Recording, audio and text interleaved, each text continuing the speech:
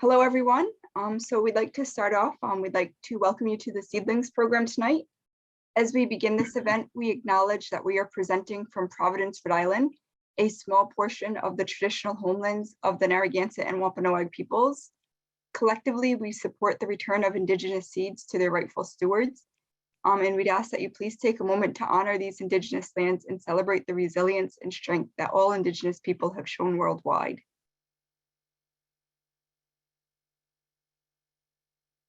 My name is Summer Gonzalez, and I'm the co-leader of the Brown University Superfund Research Program's Community Engagement Corps and a partner of the Providence Community Libraries. Participating with us tonight is one of the Seedling co-organizers, Lee Smith. He's the Adult Service Librarian at Providence Community Library, Mount Pleasant Library.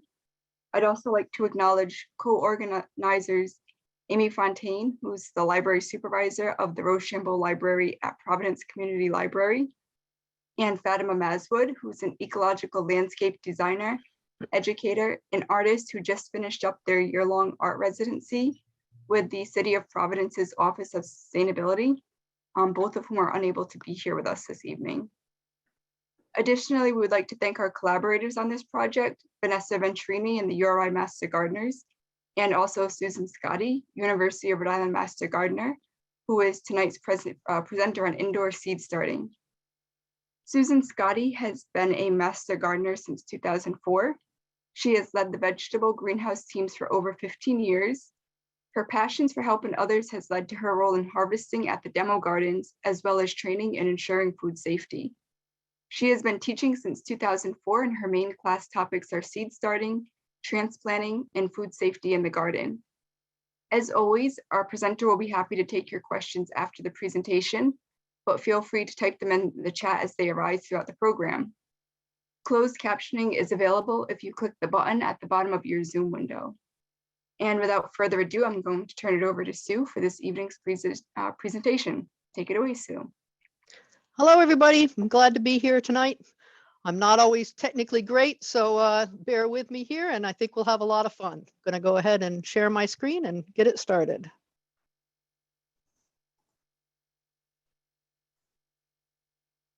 All right. So seed starting at home with me.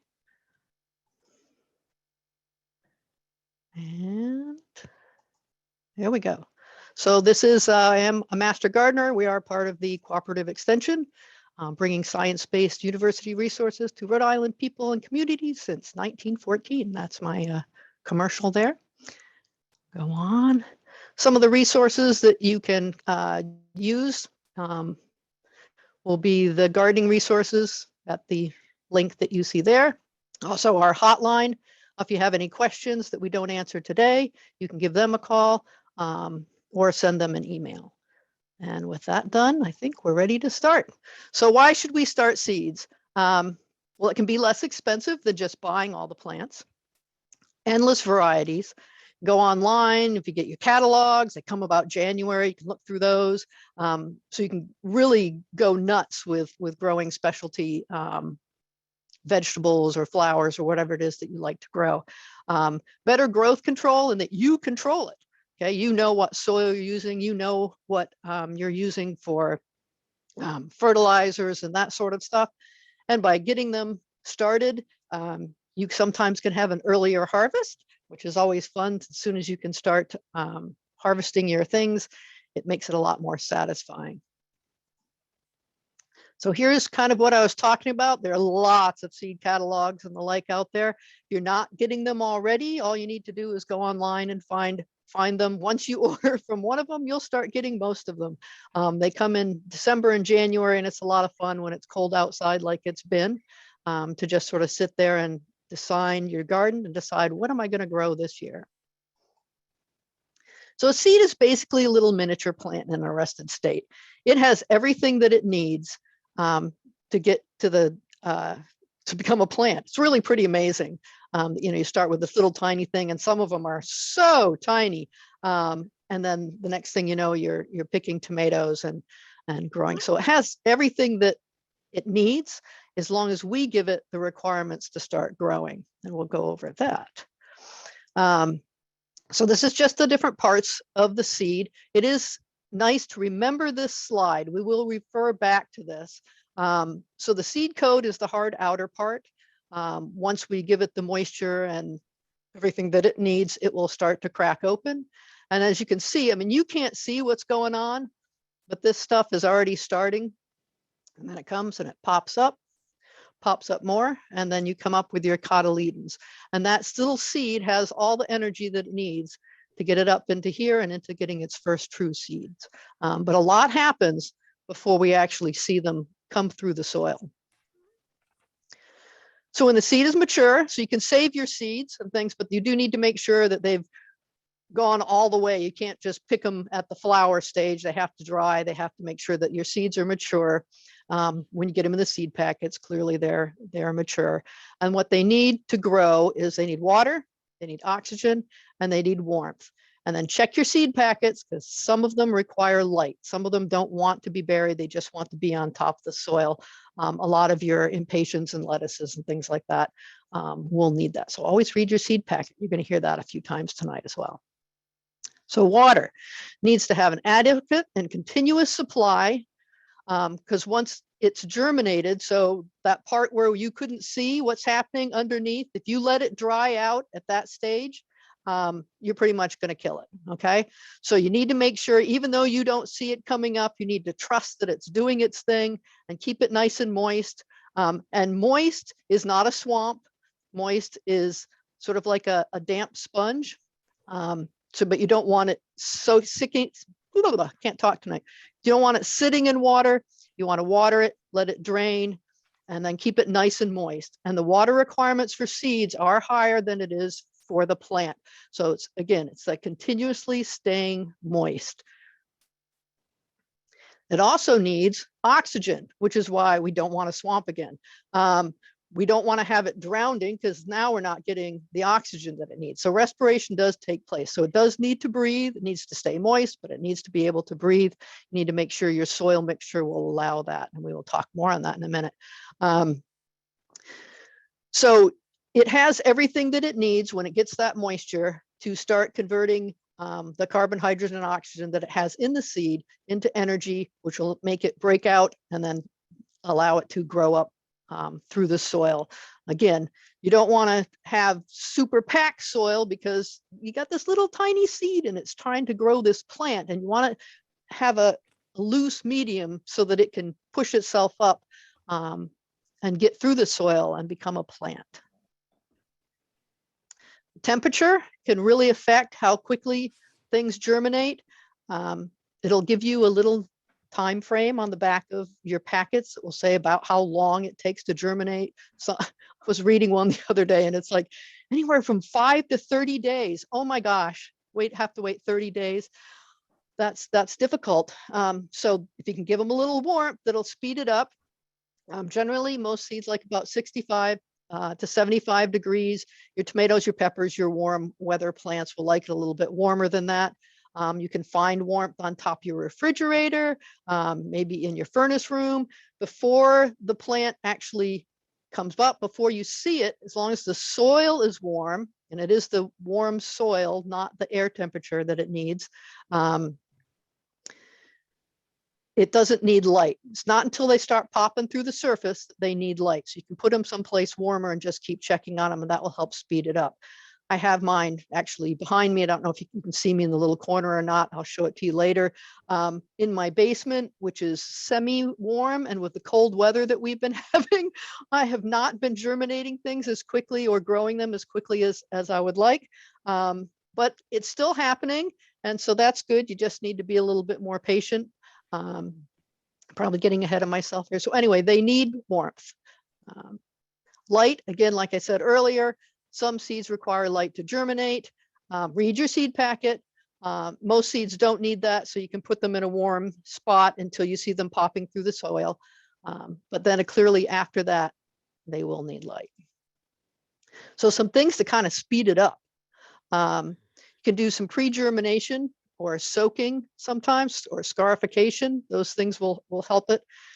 Things like nasturtium seeds, which are really, really heavy coated. That seed coat is really thick.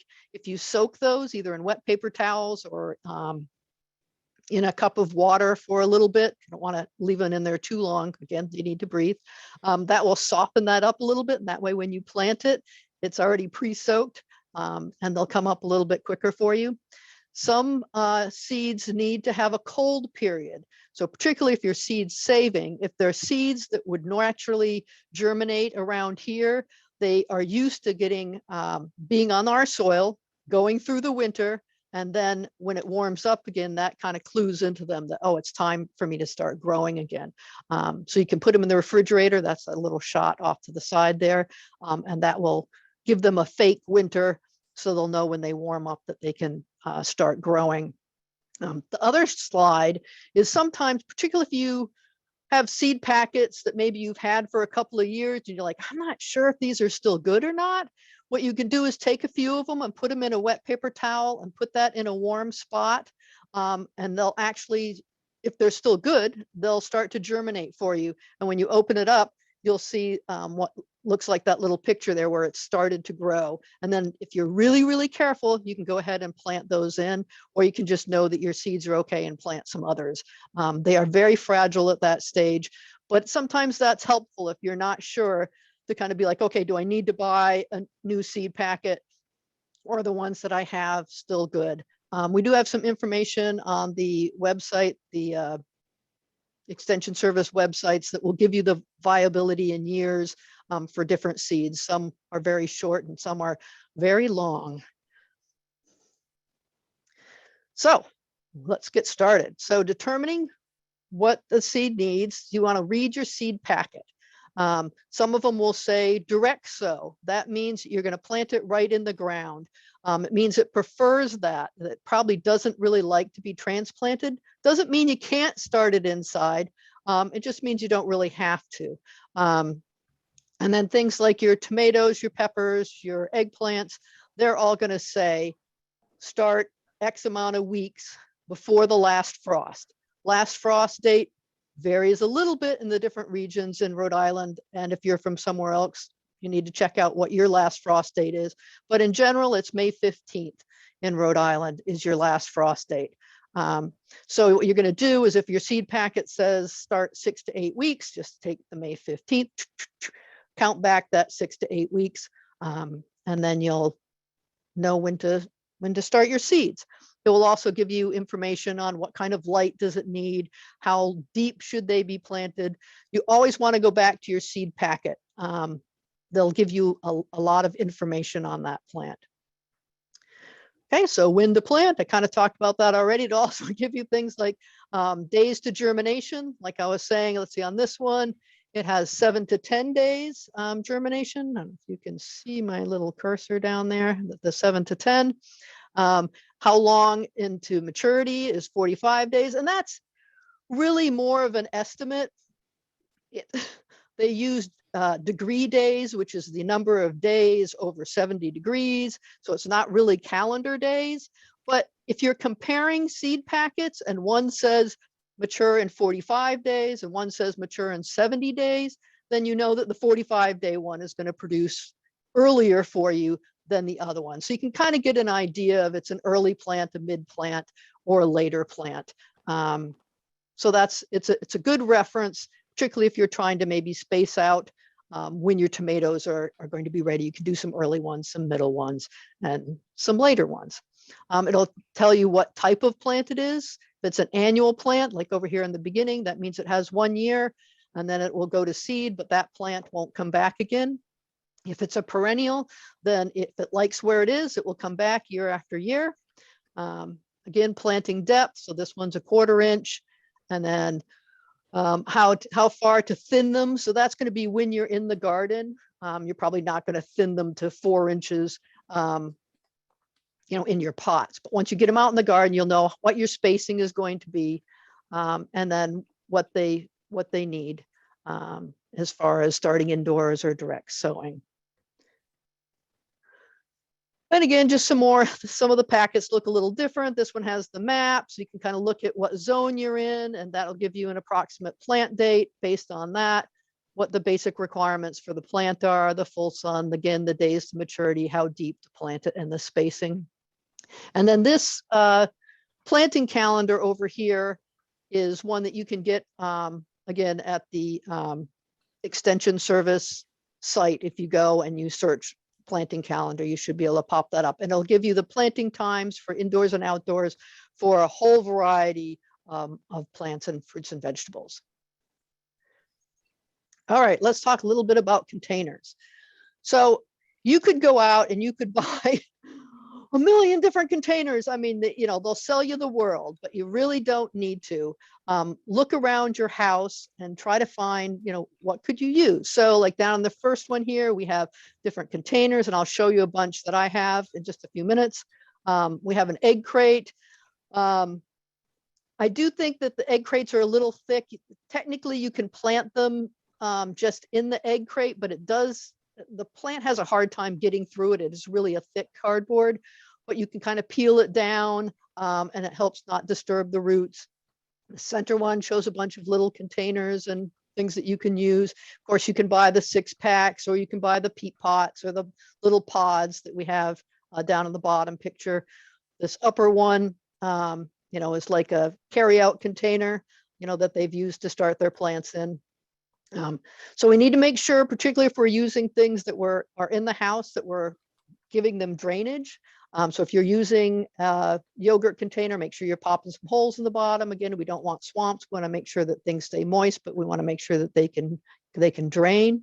You want to make sure they're large enough for the roots to grow. I use some pretty small ones, but that just means I need to transplant it up. That's the next class. Doesn't have to be fancy. If you're reusing pots, so like if you're using something that's a food container, wash it really good, and you should be fine. If you're reusing a pot from a previous year, we do suggest washing it really well and using a 10% bleach solution. Just read the back of your bleach bottle. It will have a sanitizing formula on there and how long you need to do it. And the main reason for that is because there's a lot of funguses or different bacteria that can be in your pots from the previous year. And if you had any of those, you don't want to have your seedlings starting out. You want to give them the best and the cleanest environment that you can to start out in. Again, here we just have some more. This is actually my house. This is little Keurig containers. That's what these are as well. You can buy, all kinds of containers with tops, and like I said, you really can go crazy with containers. So your growing medium is really important. This is one of the few things that I will say you should probably purchase. Okay, don't go out in your garden and just dig up the soil. It's great for later on and when you're growing the bigger plants, but again, you can bring in a lot of fungus, you can bring in a lot of pests that you don't want in your soil. It also could be very compact. Garden soil is a lot heavier and a lot denser than a growing medium. You can get a potting mix that really works okay. You don't necessarily, oops, sorry, my thing's falling off here. You don't necessarily have to get a seed starting and a potting mix. I use just a loose potting mix. It has those little white dots that we're looking at up here. That's perlite. That will help keep it loose and let the water drain down through. So that's a good sign if it has those in it. But you want it to be nice and fresh. You don't want to be starting out your babies and be fighting funguses and the like right off the bat. You want to pre-moisten it. Sometimes when you open the container, it will still be moist, and that's fine. If it's all the way dry, you want to pre-moisten it before you go ahead and plant your seeds, because the dry medium will be like a dry sponge. And what happens when you stick the sponge underneath the faucet? It just runs right off until it gets a little moist. So you want to pre-moisten it. You also want to bring it in, have it be warm. So if you buy it and it's in your garage or it's outside, bring it in for a day and let it warm up before you start to plant. Otherwise, you're planting these little seeds who we talked about earlier really would like it very warm. Now they have to be in this cold medium. They have to warm that up. And so you're just slowing down your germination. So bring it in, make it nice and moist, and let it warm up a little bit. You know, we don't like to jump into a cold bath or whatever either. So be thinking about, you know, being nice to our little seeds here. So soil compaction, when you're the part again, that's why we want to buy a medium that's nice and loose. We don't want it to get really compact. But when we do pot up, and I'll show you that in a second because it's just about demo time, you do want to pack it down a little bit, not to the point where if there's any baristas out there where it's one of those pucks where you really just can't get anything through it, but you want it to be firm so that it will hold the roots nicely. It will hold up the plant nicely. And then you want to watch your seed depth. Again, that'll be on the back of your seed packet. I'm running through this pretty quick here. All right, I'm going to unshare my screen. Wish me luck here, and then we're going to do a little bit of demoing. Okay, I think I'm back. Can you confirm that, Summer? Am I back? You're back. That was a yes? Yes. Okay, sorry about that. All right. So some containers. Let's just show a few containers here. So this is just a yogurt container. Again, if you're going to use that, make sure that you put a hole in the bottom. This is my new favorite. Found these a couple years ago. My husband is a big coffee drinker, and they're the Keurig cups. And they already come with a hole in the bottom. So once they're used, you can just take out the filter and wash it out. And then you've got your perfect size little cup there. They're just really wonderful. You can make your own. This is a paper towel one. I just cut 4 slits in the bottom there. If you can see these, there we go. That's what that looks like. And then you can also make paper ones. They don't have to be, can be newsprint with print on it. That's fine. But you just take a little can. I like these little thin cans because it doesn't use as much soil. The nice thing about making the paper pots is that you can plant right in them. They will get a little loosey-goosey while they're in the house, but that's okay. So you're going to fold over the ends, put a little bit of paper tape on the bottom of that, and then you can just pull it out like that, and it will go in there. Then what we have is we need to have some place to put all our little goodies. So I'm going to line up all our little pots. So this is a lettuce container. And it comes with a greenhouse lid. So you can just go ahead and start it out like that. Once they come up, you want to unlid them, but that will help keep them nice and moist while you're waiting for them to germinate.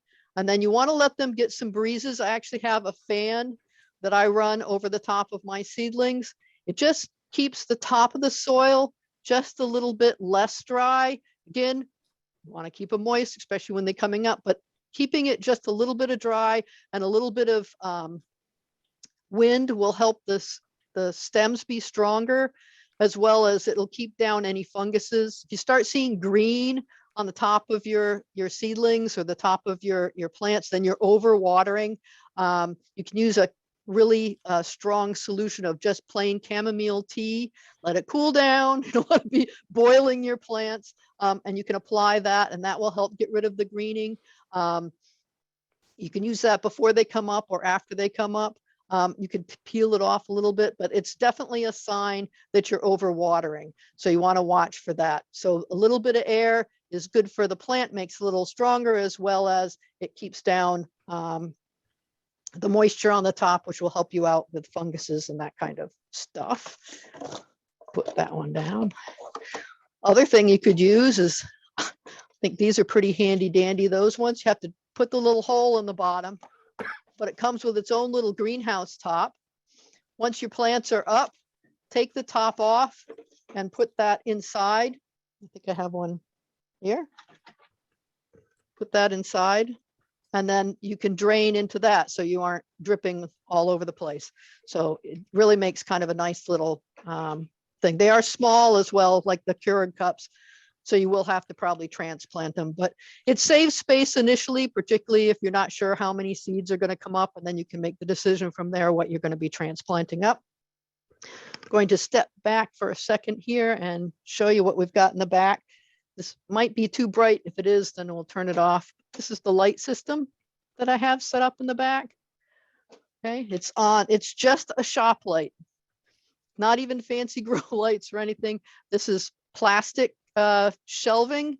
I put a little hole in it and put a cup hook in it, and that's got the chain. And then you can see here that the level of my plants, the light is right down on top of it. And you want to keep them, in fact, some of them even touch the lights. And that's okay, because they're fluorescents and they're not hot. As they grow up, you can take the loop of the chain and bring it up another one. So you can bring it up a notch as the plant grows. And that will help keep it from getting leggy. A lot of times if you start things in a window, they grow towards the light. And they get really long and leggy. So keeping the light as close to it as you can and just moving it up as they grow will keep them from, running towards the sun. So we've got some, little containers here. We've got a little guy growing in there. I'm not sure if you can see him or not. There he is. So that works. And I've got the containers on the bottom. All right. So our soil.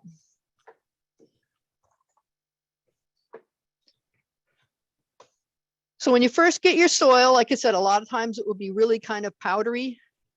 And that's just, you don't want to plant in that because it's just going to take you too long to try to get it to be wet. They won't start out in that nice moist environment. And then the other thing you want to watch for is if you pick it up and you squeeze it, I'm hoping you can see this. You can see it coming down between my fingers there. Okay, that's too wet. That's what we're talking about when we're calling it a swamp. Okay, if you're squeezing your soil mixture out after you've wet it and you're getting, totally wet, then it's too much. Add some more soil to it or give it some time to dry out. What you want is when you squeeze it like that, you're not getting it to run out. But see how it kind of clumps up in my hand? Kind of even roll it around a little bit. That's what you want. That's when you know that it's the right moisture. If it's falling apart like this, where it doesn't hold together, it's too dry. If you're squishing out water, it's too wet. So just right is there. I remembered my paper towel tonight. Sometimes I don't. That's a good thing. All right. These down here. All right, so let's plant something. We're going to take our soil. One of the things you want to remember when you're planting things is you want that soil to be, so like right now I've put it in there and it looks like it's pretty close to the top, but if I were to water that, it would fall down in. Like now I've got quite a bit of space. I'm not sure how much you can see that, but hopefully you can. So you want to pack it down a little bit, but pack it down a little bit, make it firm. I'm losing my headset. Sorry about this. Okay. And then the other thing you want to do is you want to leave about 1/4 of an inch. If you're using industrial pots or whatever, a lot of times they'll have like a little line there so you know what to fill it to. And the reason for that is when you water it, particularly as it gets bigger, you want to be able to put water in and then let it drain down. Okay. You don't want to put water in and have it run right off the side. So you want to leave it a little bit of space. If when you put your seeds in and you water it, the soil level drops down, you're kind of stuck with it. Don't put more soil on top. Leave it where it is. But for your next one, make sure that you're packing a little bit better. Or you can try it out ahead of time, which can bring us to what you can water with. So I like to use soda bottles. And this one just has holes in the top of it that are, I think these are actually drilled, but I've made some with where you just take a hammer and a nail and you make a bunch of holes in the top. And then you can water it down like that. That works pretty well. Okay, so that one kept its level pretty good. So we've got it pretty well compact, which is what we're looking for. So when you're watering, I really suggest using something like this, or I found these online. They're pretty cheap too. I think they're cute, but they have the same thing. They have the little holes in the top and they just go on any soda bottle. Put your water in it the day before, let it warm up, let it get to room temperature. If your water is town water, it probably has a little bit of chlorine in it. That'll come out overnight as well. Not going to kill them if you use it right away. It just is a little bit better for them. Instead of using a traditional one spout watering can, what that does is it gives a torrent of water. So basically, if you think of, the Colorado River and the Grand Canyon, that's sort of the power of that same little watering can with the single spout. So you want to give it a nice sprinkle instead. Move it around and give it a gentle sprinkle. Don't squeeze the bottle either. You'll end up with the same thing. It's fun to play with, but not so good once you've made all your seeds in those perfect spots. And then you go ahead and you rinse them all away. So when you're planting your seeds, again, read your seed packet. You almost never need to take a pencil and make a huge hole, because now, unless it's a huge seed, which there are a few out there, you're burying it. That's just going to take it how much longer? Remember that slide I said to remember, where it's popping itself up and it's coming out the top? It's just going to have to grow and grow and grow forever to even, come out. It's looking for the sun. So put it in, read your seed packet, and do it the way it says. If it's just like a 1/4 inch on top, put the seed on, and then just give it a little sprinkle, a little pat, and then you're going to water it in. Nice gentle watering. Okay, and what that does is it helps the seed make contact with the soil, gets everything in there, gets it starting to be nice and moist, and it sort of settles everything down really nice. So you always want to make sure that you're watering in your plants. All right, let me grab this guy. All right. Fortunately, I didn't have as good a germination since it's a little cold down here, but I think this will suffice for our demonstration. Found my scissors. What you want to do is you want to keep them thinned out. I planted these 2, 2, 2, and 2. This one's just barely coming up. This one's just 1. That one's just 1. Clearly they're okay. This one has 3. So my guess is that with this one, the 2 tomato seeds stuck together or stuck on my finger, and so I ended up with 2 right next to each other. So they're already competing for space. So this takes a lot of courage, but it's better. They really can't be transplanted until they have their first or second true sets of leaves. So they have to compete for all of that energy and space and water already because they're so close together. So what we're going to do, sorry guy, is we're going to reach down in. I'm going to go a little bit under the soil level, and I'm just going to snip that one off. He got chosen because he was closer to the edge. So, location, location, location. But that will give this one a much better chance of survival. It will be able to have better root system without having to fight, for the space with any of the others. So you always want to make sure that you label whatever you plant. You always think, oh, I'm going to remember what I did, and I'll remember that the white ones were these and the pink ones were those. And yeah, a week down the line, you won't have the foggiest what anything was. Plus, when they come up, a lot of them look exactly the same. Your eggplant, your pepper, and your tomato, when they're in the cotyledon stage, look exactly the same. So this one was the tomato Big Daddy, and I planted on 2-3. Took about 6 days for them to germinate.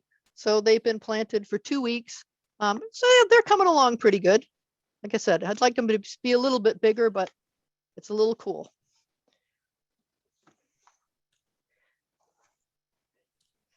All right, then we're going to talk about transplanting in the next class on 3-3. So if you come back, we'll be transplanting up some of those, as well as talking about putting them out into the garden and seed sowing directly into the garden. But we're going to do something really fun first. It's going to kind of break all the rules. All right, so this is just like a blueberry or raspberry container or that sort of thing, which I've moistened my soil and I've put it in this container, which is great too, because it's got its own little greenhouse top. We're going to make microgreens. The reason you'd make microgreens is because it's fun, they're delicious, and it's really very satisfying that they come up so quick. So I'm going to take pretty much a whole seed packet here. I'm doing arugula, and versus reading the back, which is what I'm telling you should always do, I'm going to sprinkle them all over the top here. Because you always want to remember, what's my end product? What am I going for? Am I going for a big plant? If I'm going for a big plant, then I need to make sure that I'm spacing it out and I'm reading the back of my seed packet so that I can get it to maturity. when you're making microgreens, we don't want to get them to the maturity. Okay, so it's a 1/4 inch. Put that on top there. We're always going to water them in. We have a little water here. These do have holes in the bottom, so you're going to want to find a lid or something to put them on. Okay, clamp that down, put that in a nice warm spot.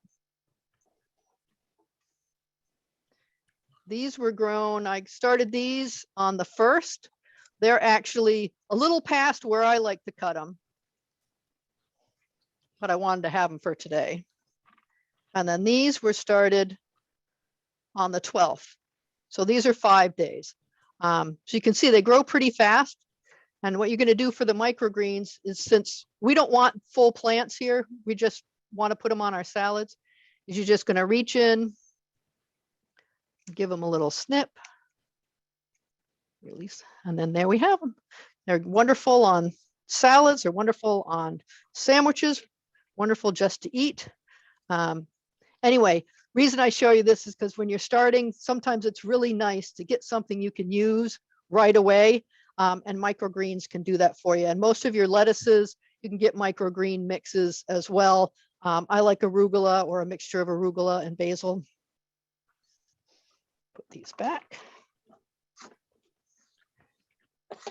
So anyway, that's just a really fun thing. And again, remember what it is that your end result that you're looking for is, and that will determine how you're going to plant them.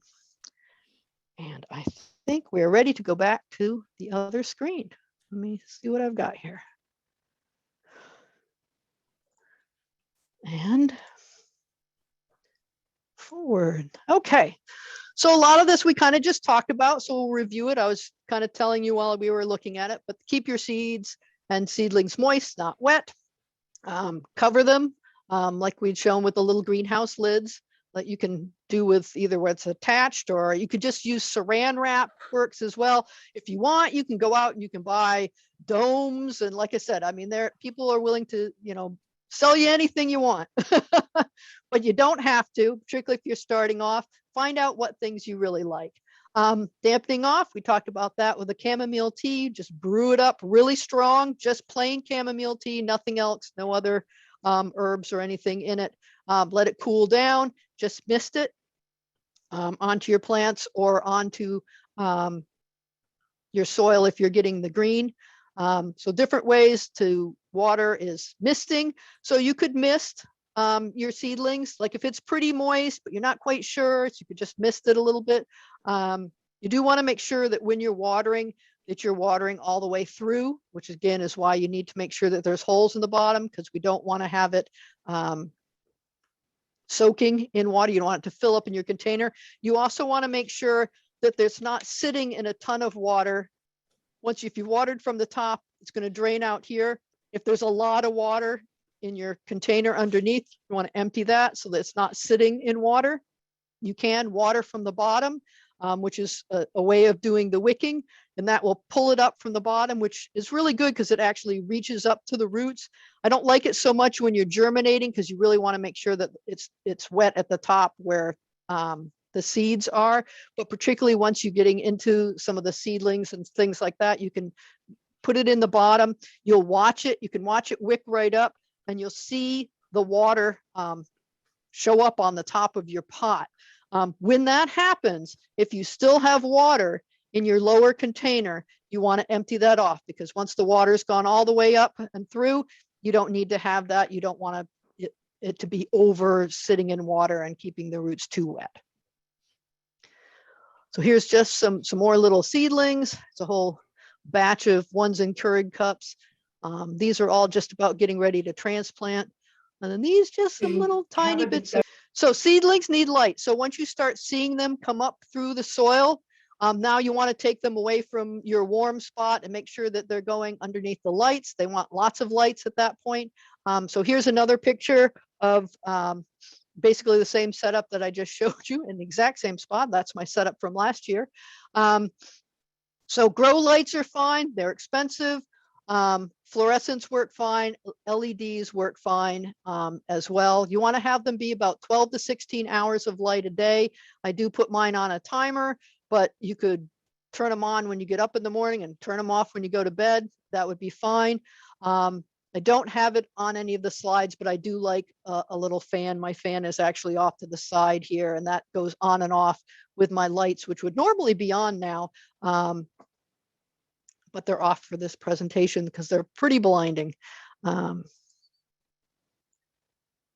Fertilizer. So the seeds have enough in them to get them up to their first or second true sets of leaves.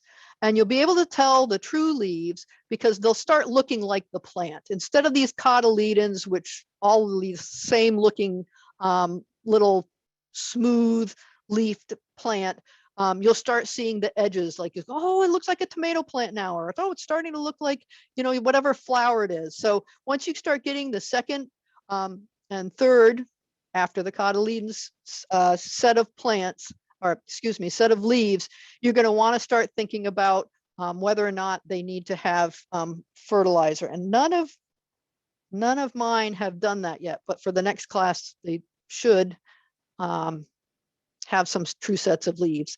And that's when you either want to transplant, and that's when you can start fertilizing. I'm only going to touch really quickly on fertilizing.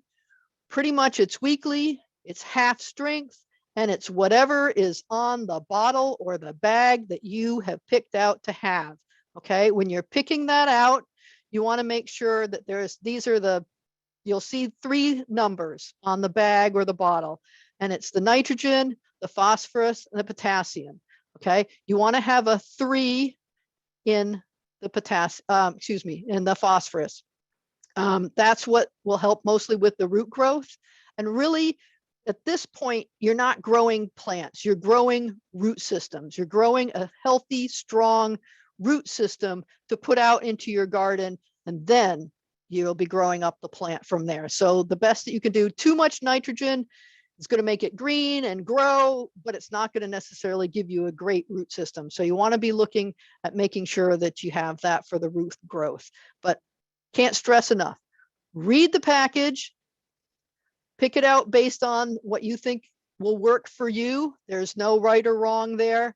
And more is not better. Okay, you can burn your plants. If you over fertilize them, you can kill them as well as help them. So that's why when they're really little seedlings, we suggest a dilute about half strength. Again, read your bottle. A lot of times they will have a couple different things. They'll say like for indoor starts, or for outdoors, or for in gardens, or for containers. Read what your bottle says and follow the directions. More is not better. Okay, so thinning up, we talked about that a little bit. So once it's the first 2 sets of true leaves, now your root system should be big enough for you to go ahead and move those around. Does have to be done. It can be so hard, but like, look at those. Those are like microgreens in that picture. If we want those to be full plants, none of them are going to get there if we don't transplant them up or if we don't thin them out. So if we want the best plant that we can have, we need to give it the room to grow.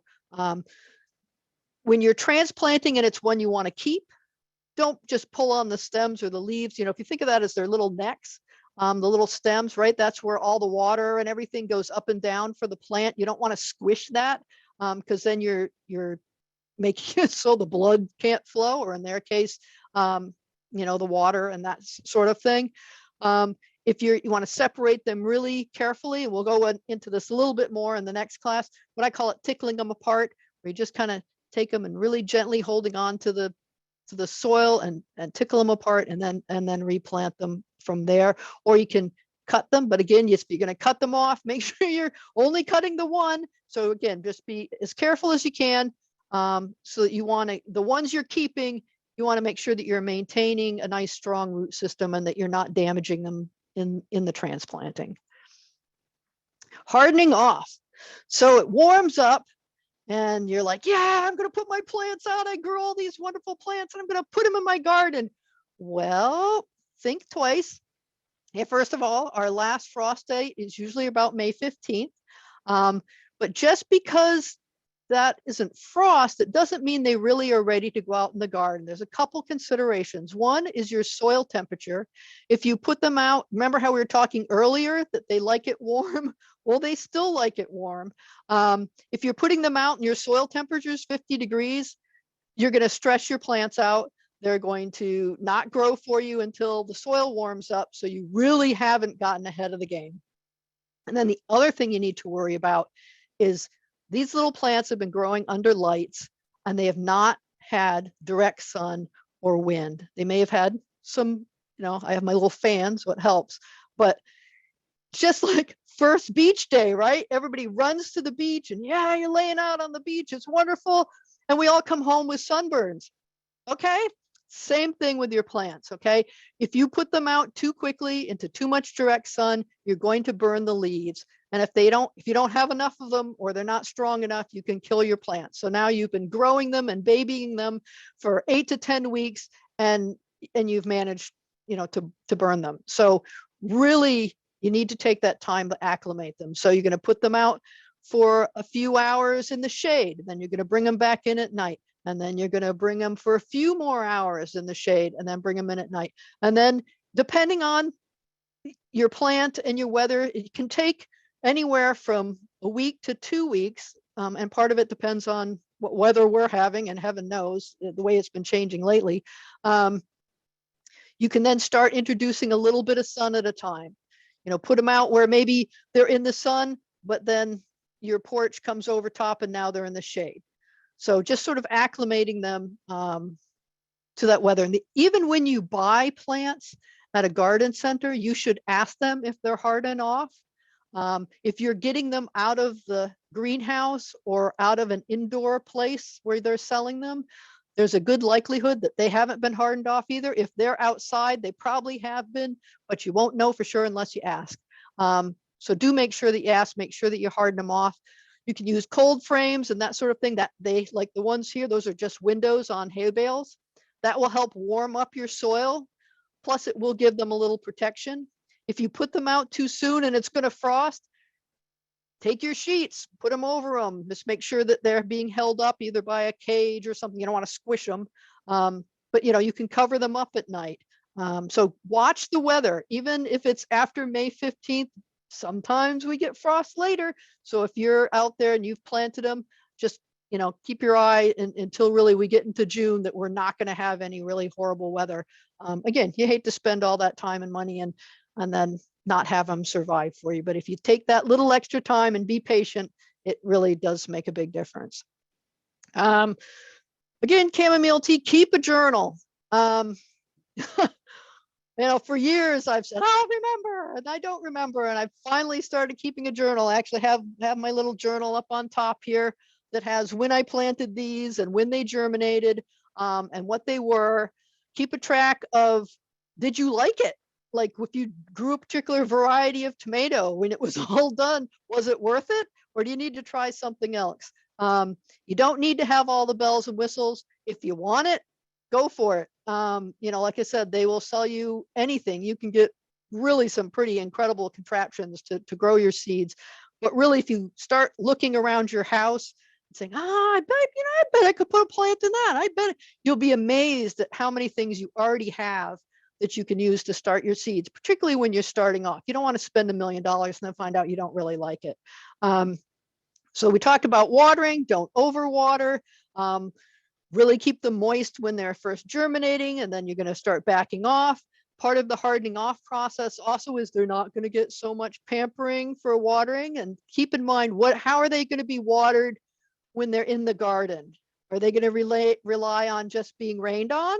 If so, you might want to let them know that, hey, you don't get water every day, or if you have a drip system, or if you're going to be out there hand watering them, so kind of take a look at that. You're taking them from being really babied to being out into the real world. And what do you need to do to kind of get them there? So those are your hardening off tips. Just a quick, there are things called seed tapes. I've never really had good luck with them, but they're already pre-spaced, which is kind of cool. So you'd use those more in the garden. And then this mat one is it has like 3 different types of lettuce. Read the backs of your seed tape packages and it'll tell you how to plant them. So make your plan, figure out what plants you want to work on, what ones you want to grow, what ones do you direct seed, which ones do you need to start inside. Generally, tomatoes, peppers, and eggplants will start somewhere around the 1st of April. And then there you go. You're going to have this beautiful garden. And we're all set. I'm going to unshare and we can answer questions. Thank you, Sue. That was a wonderful and informative presentation. And with that, we're going to open up to some questions. Feel free to populate the chat with any additional questions you have, and I'll read them off. First, which places or companies are the best to obtain or purchase healthy seeds? There are a couple of responses given, but perhaps you can elaborate on that.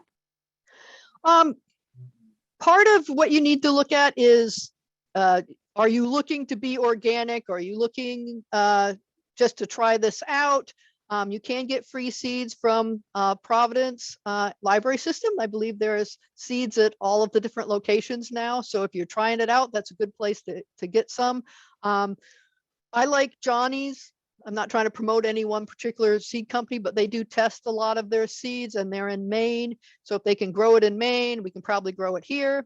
There are a lot of companies out there that do just organic or that do natives or, that do different specialty types of plants. So really, if you're computer literate, I would get on the computer and say, what type of plants are you looking to grow? And then read about the companies and, do some research. We use Johnny seeds a lot, and we use the burpee seeds from the seed sort, which are the ones that are at the library in the greenhouse down at URI is probably our 2 main sources. Awesome. And there's a question about using chicken poop and rabbit poop. Do you have any thoughts on using okay. You need to be really careful using any manures, particularly fresh manures. Not only can you burn your plants, but they should always be well composted because they're full of E. coli and all kinds of other wonderful things that you absolutely do not want on your vegetables. I suppose if you're growing ornamentals, you could. I still wouldn't recommend it unless it's fully composted. It's great stuff. Make sure it's fully composted. And if you're not sure, then find out more about composting. There are composting classes that you can take. Never put fresh manure on your vegetable garden. You can burn your plants, and the pathogens that you're introducing is not worth the risk. Okay. The other thing I teach is food safety in the garden. Thank you. And Victoria asks, can they mix wood chips with soil to make their own growing medium? You could, again, if it was going to be for potting when your plants are bigger or out in your garden, it would loosen it up, but where are you getting the wood chips from? Are you sure that they're pathogen free? That's why, like I said earlier, the one thing I do recommend that you purchase is a potting soil or a seed starting mix, just to make sure that you're not introducing things that you don't want to be introducing to your little seedlings. You don't want to be fighting funguses and different pathogens right off the bat. Let's give them the best chance to survive. So I don't really recommend mixing your own unless you're really experienced and then you want to play around with it. Fine. Just be aware that that's what you might run into. Thank you. And how long does it take for stratification? Again, you're going to read your seed packet. A lot of them will say on the back, like how many weeks they need to be cold. If you're seed saving, then I would go online and look it up. It really varies from seeds to seeds. So that's something that you want to look up. We have a couple annuals that we're starting this year, and we're going to do about 2 to 3 weeks. Again, it's the same as forcing bulbs. You want them to think that it's winter. You shouldn't have to keep them in your refrigerator for 6 months or something. If you want to, you probably could, and they would be fine. As long as they don't freeze. You don't really want your seeds to freeze in general. When they're in the ground, or on the ground, and then there's snow cover and there's leaves on top and all that, they're kind of insulated. You don't want to just stick them in your freezer. So if you are stratifying, you are doing a cooling period, it should be in your refrigerator. Thank you. Jeanette stated that they've been having trouble thinning out the seedlings. When and how do you do this without ruining the seedling and the root? Okay, so the first thing is to go back to the way you're planting them. And I know there can be these really teeny tiny seeds on some of them, but you want to try to get them separated out right from the beginning. So like in these, I only put 2 seeds in. So I put one here and I put one there. So don't drop all your seeds in the same spot, because then they're going to come up all together, just like the 2 that I had stuck together over here. Even in these, I put 2 in. I like to put 2 in because, as in this one, which only came up with 1, sometimes you don't have full germination, but make sure you're spacing your seeds out right from the beginning. And then we'll get more into like transplanting ones that are this far apart in the next class. And again, you don't really want to be transplanting them if you want to be saving the plants until you have that first or second true set of leaves. Did that answer it? I believe so, thank you. When is the appropriate time to seed in a greenhouse? Same thing, really.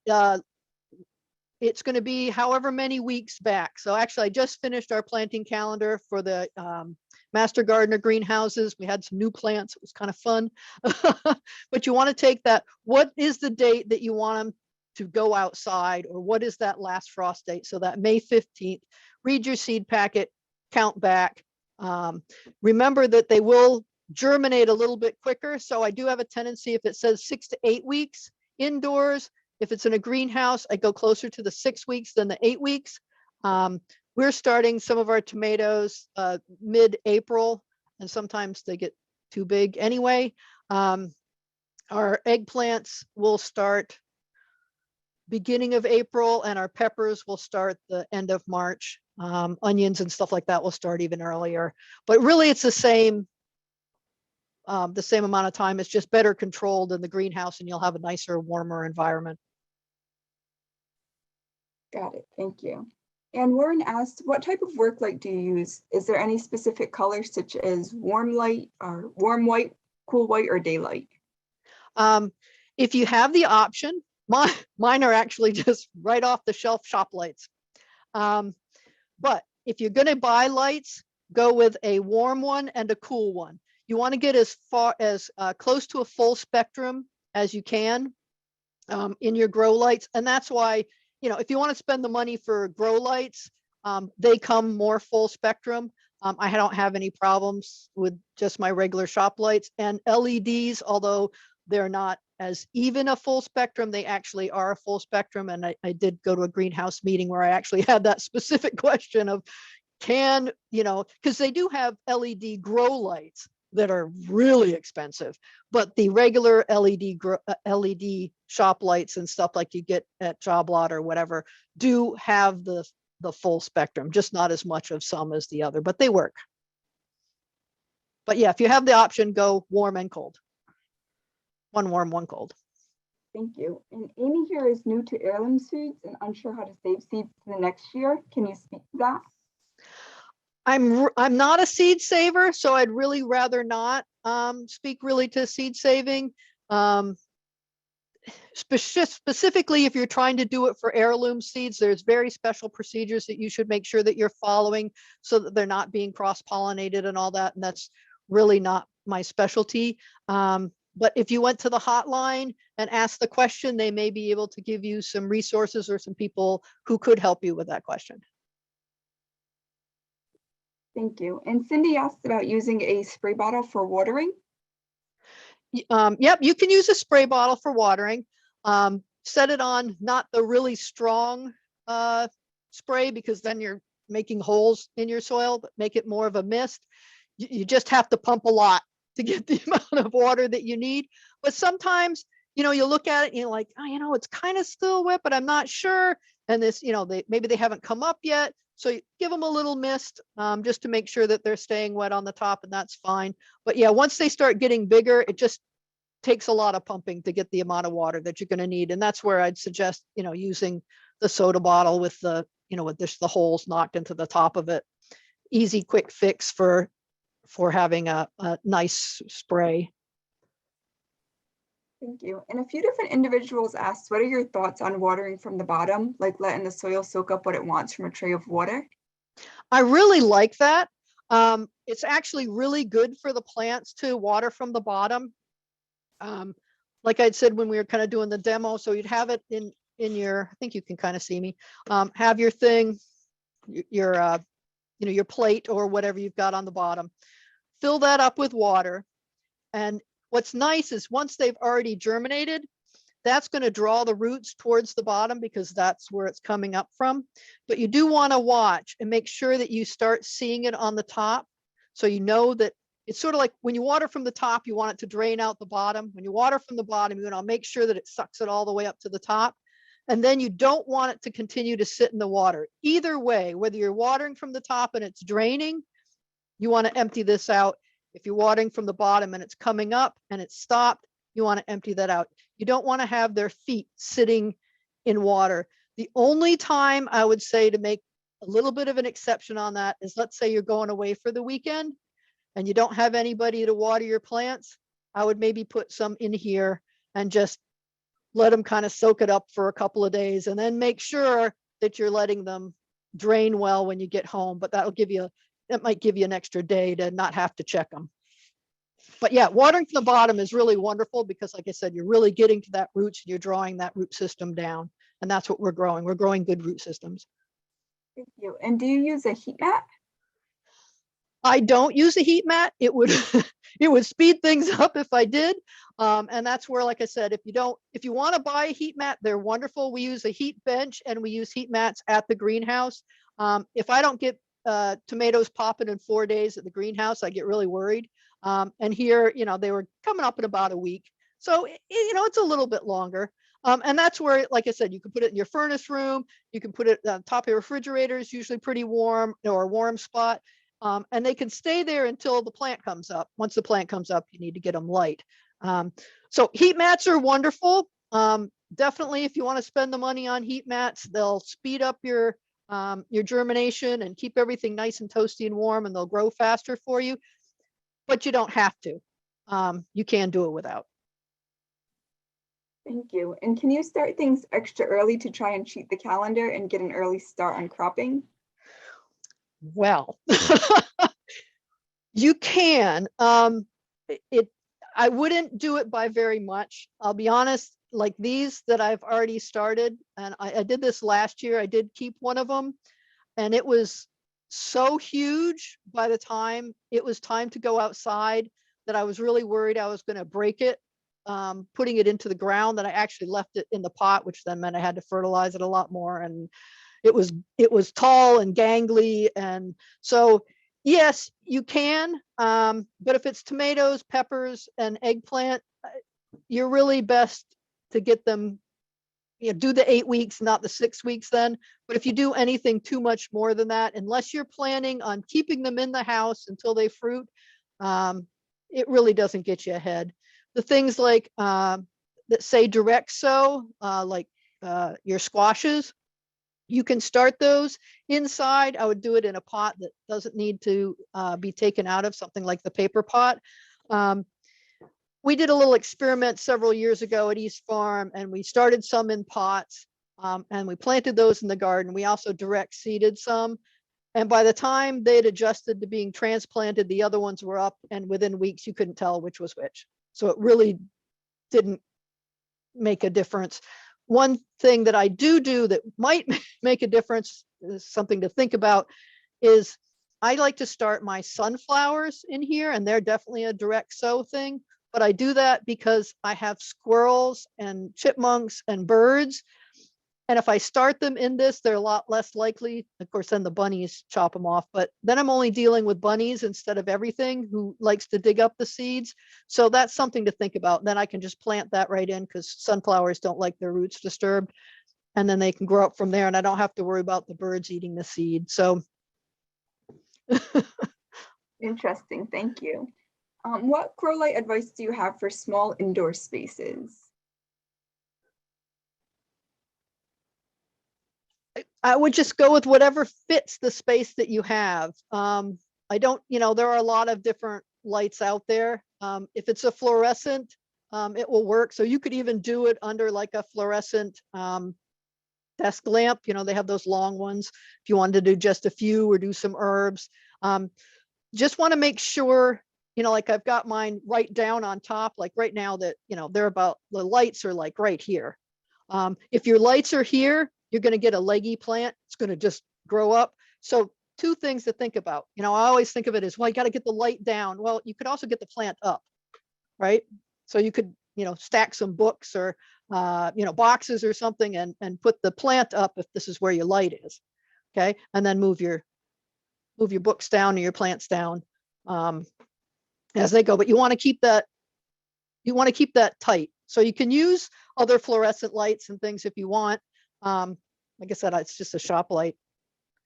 So it could be a desk lamp. Thank It's you. just how much space. We had a comment, the English always talk about planting a flat of seeds and then pricking them out for transplant. You seem to be of the one seed per spot persuasion. Do you have any thoughts on the two? I'm lazy.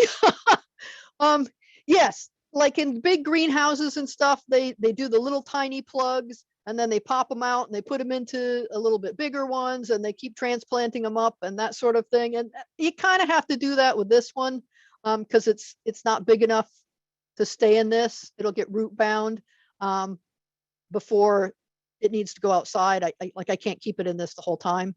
I know there are some that think that the roots expand better that way. I haven't really seen that happen in my experimenting over the years. I think whatever works for you, in all honesty.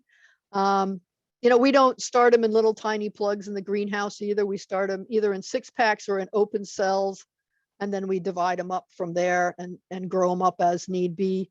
But we're not in production. I think a lot of the production ones do that because then they only need to plant up the ones that survive. They're not wasting soil. So if you start in something small like this and it doesn't come up, which I have one that didn't, then I've only wasted that amount of soil. If you're planting in something like this and it doesn't come up, now I've wasted twice as much soil. So starting them in little tiny ones, you're not using as much medium to get a lot of plants. Remember, if you're doing that at home, that, if you have 40 plants in a 1.5 foot, when you pot those all up, now you're going to have X amount of space. And then if you pot them up again, you're going to have even more space. So again, keeping in mind why you're planting them, the space that you have, and what your end result is going to be. I don't know if I answered it, but well, I said stuff. Yes, we appreciate the honesty. Thank you. After you cut the microgreens, will they next set grow or do you have to replant them? You need to replant them. It's pretty much a cut and they're done type of thing. So. And is it beneficial to put a string in your soil for wicking? I don't think you need to. I mean, to really do wicking, you would have it go into a glass of water or something so that would pull it in. The only time I would probably maybe do that would be, again, if I was going away.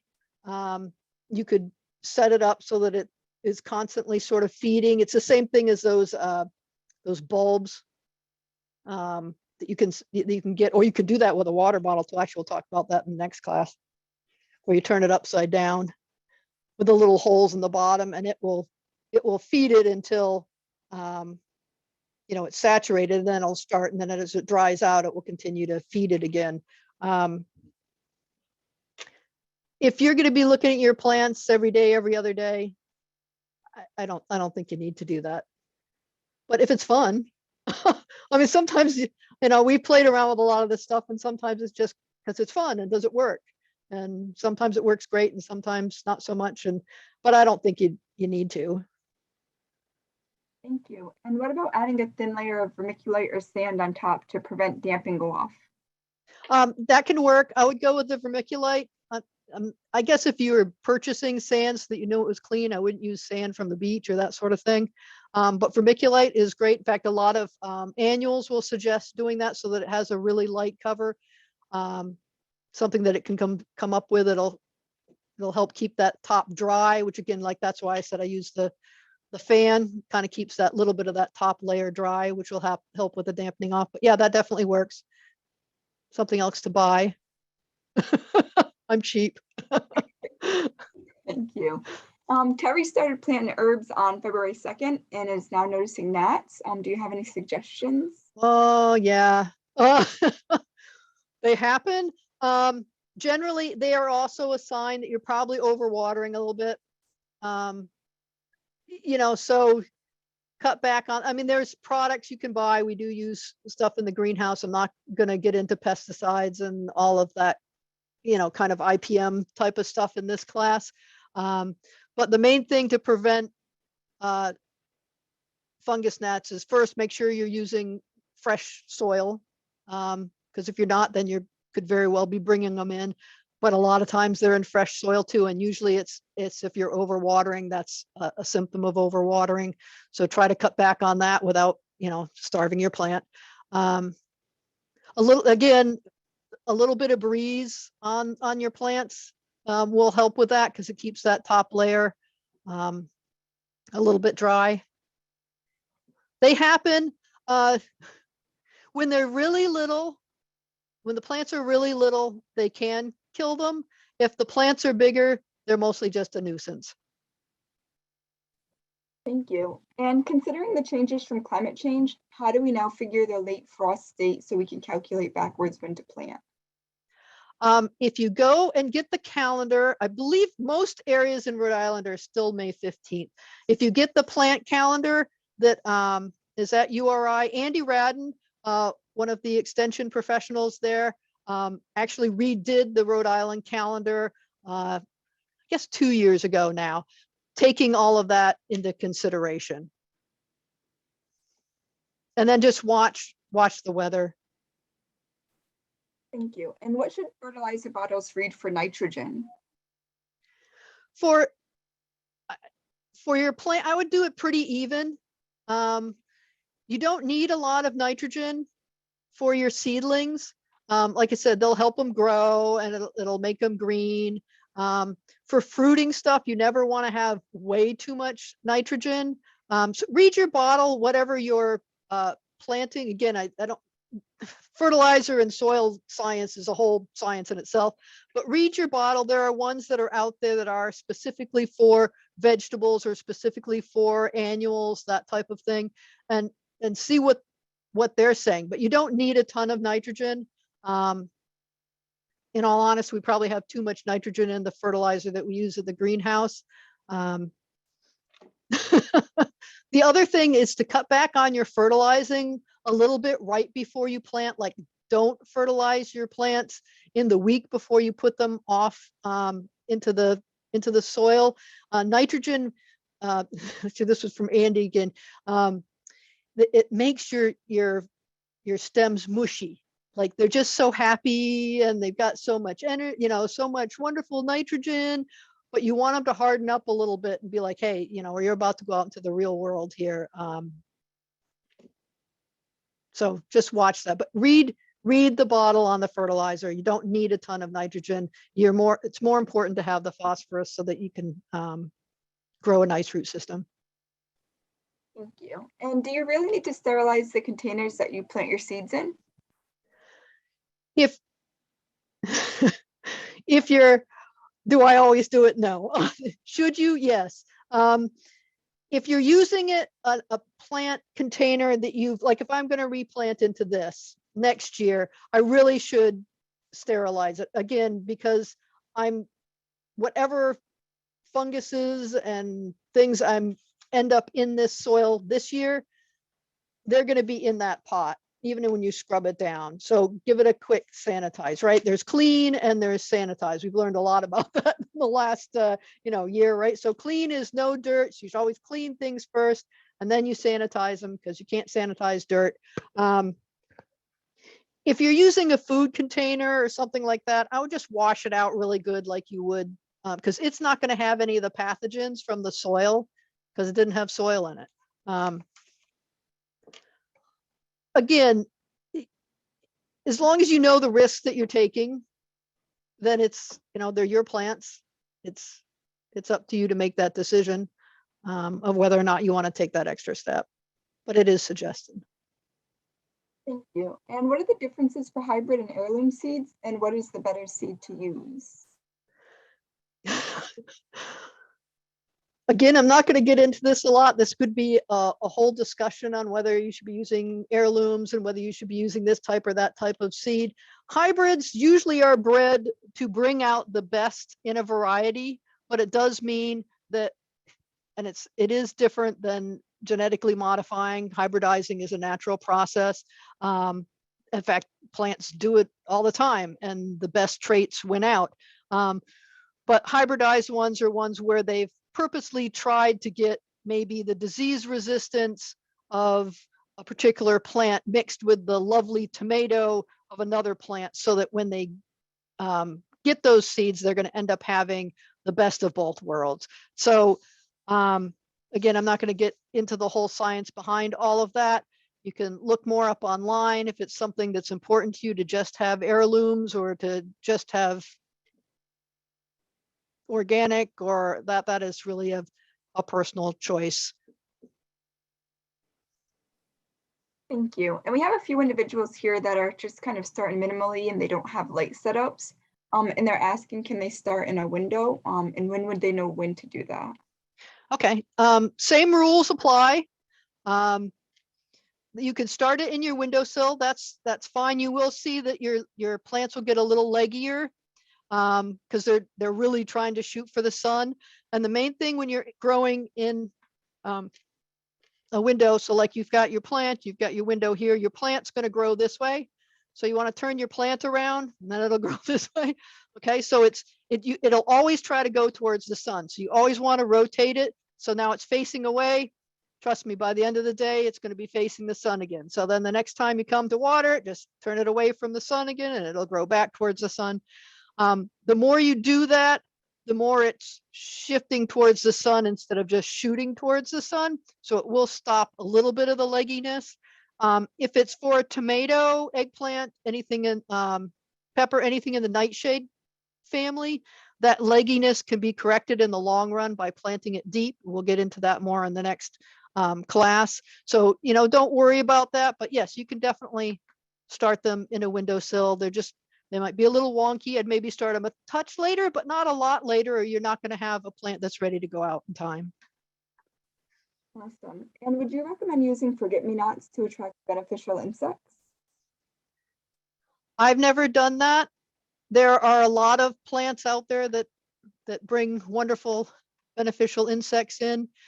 There's a whole, I believe, guide on that as well at the extension site that you could download to whatever plant, whatever pest or you're trying to control with whatever beneficial insect to plant the best plant.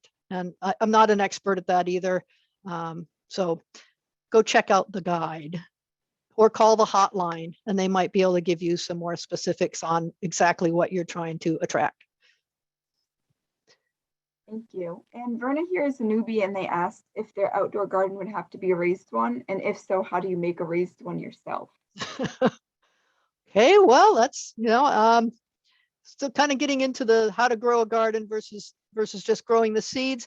But first of all, you need to not use pressure treated lumber. You should always use either real lumber or plastic lumber, or you can grow in containers or large containers if you don't have a lot of space. If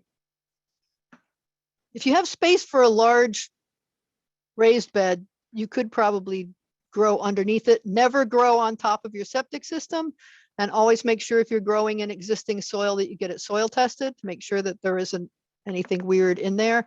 Raised beds can help that because then you're purchasing soil to put inside. Not really answering that question very well. there's a million things that you can use to do a raised bed or to do big containers. Again, sort of it's, looking around. It needs to be something that will hold up to being wet and to being outside, but you want to make sure it's not full of chemicals that are going to leach into your soil. Thank you. And in the interest of time, we'll wrap up with one final question. Mary here found some old heart-shaped seeds that could be up to 60 years old. And she'd like to know if they'd possibly still be viable, as she's curious to know what they might be. Try them. 60 years is a long time, but depending on how they've been stored and where they've been, you never know. Try it. It's, they always say that 7 years, one year of weeds is 7 years of, or 1 year of seeds is 7 years of weeds. So we know a lot of them last at least 7 years. 60 years is a long time, but if you don't mind, it will probably ruin the seed. So if you really like the look of the seed, I wouldn't plant it because it will either rot or grow. Wonderful. And on behalf of Amy, Lee, Fatima, and myself, a huge thank you to you, Susan, for such an informative presentation here tonight. Thank you to our collaborators, and most of all, thank you to everyone who joined us this evening. The next program in the series is a workshop by Amira Mitchell on African diasporic seeds and seed keeping. Ms. Mitchell recently crowdfunded over $30,000 in donations to start a Black heirloom seed farm, and she'll join us Monday, February 28th here on Zoom at 6:30 p.m. And we'll chat about seed keeping. Following that presentation, Sue Scotti will be back to join us Thursday, March 3rd on Zoom at 6:30 for part 2 of this evening's presentation. Sue will teach us tips and tricks about direct sowing and transplanting seedlings in our outdoor vegetable garden, including timing, spacing, watering, and more. And please join us if you can by registering at www.provcomlib.org/seedlings. And remember, if you miss a program or would like to watch a second time, the recorded programs will be available at www.youtube.com/Providence Community Library. And that's all. Thank you all for being here tonight. Take care. Great. Thank you.